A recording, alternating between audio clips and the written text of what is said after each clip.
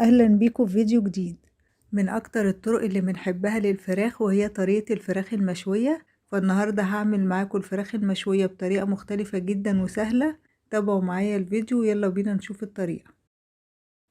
معايا فرخة متوسطة الحجم ومتقطعة 4 قطع، وغسلتها بمية وملح وجنزبيل. ومعايا كمان نص كوباية مية بصل، بشرت بصلاية كبيرة وصفتها ودي ميتها، ونص كوباية عصير طماطم من غير قشر ولا بذر، وابشر الطماطم واصفيها. ومعايا كمان معلقة صغيرة ملح ومعلقة صغيرة فلفل اسود. احط على الفراخ مية البصل والملح والفلفل وعصير الطماطم، واقلبهم في التتبيلة.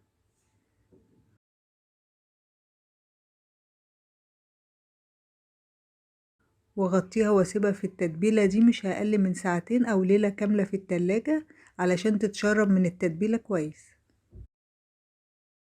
وبعد ما اخدت وقتها في التتبيلة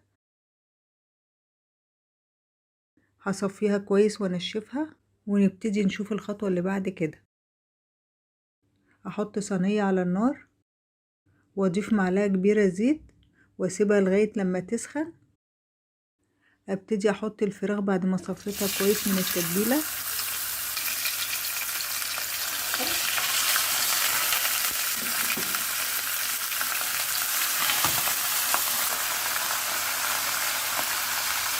واسيبها لغاية ما تاخد لون وتتحمر.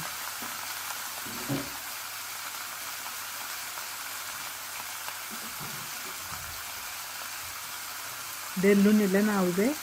هبتدي اقلبها كلها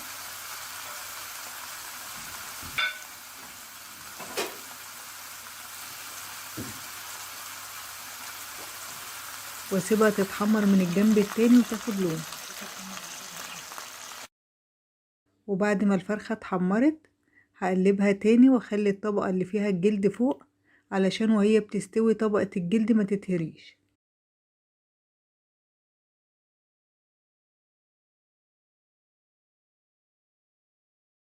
واضيف عليها معلقة صغيرة توم باودر ونص معلقة بصل باودر ونص معلقة صغيرة بابريكا ونص كوباية من التتبيلة اللي احنا تبلنا فيها الفرخة في اول الفيديو.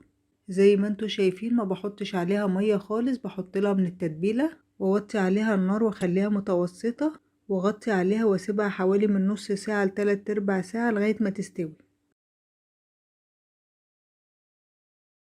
وبعد حوالي نص ساعة اشيل الغطا وابص عليها واشوفها استوت ولا لسه. واحنا بنشوفها ولقيناها شربت التتبيلة بتاعتها ممكن نحط لها شوية كمان بس ما نكترش.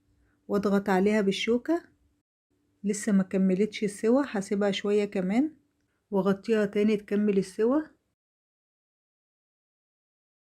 وبعد ما سبتها تكمل السوا وتأكدت انها استوت وشربت كل السوائل اللي فيها، هدهن وشها بصوص باربيكيو، وده اللي هيخلي ريحتها زي الفراخ المشوية.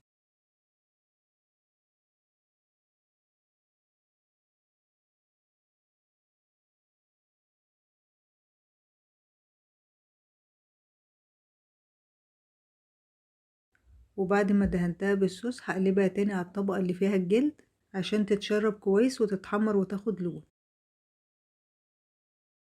وبعد ما قلبتها هسيبها حوالي 5 دقايق تتحمر، وبعد ما تتحمر هطفي عليها النار ونقدمها.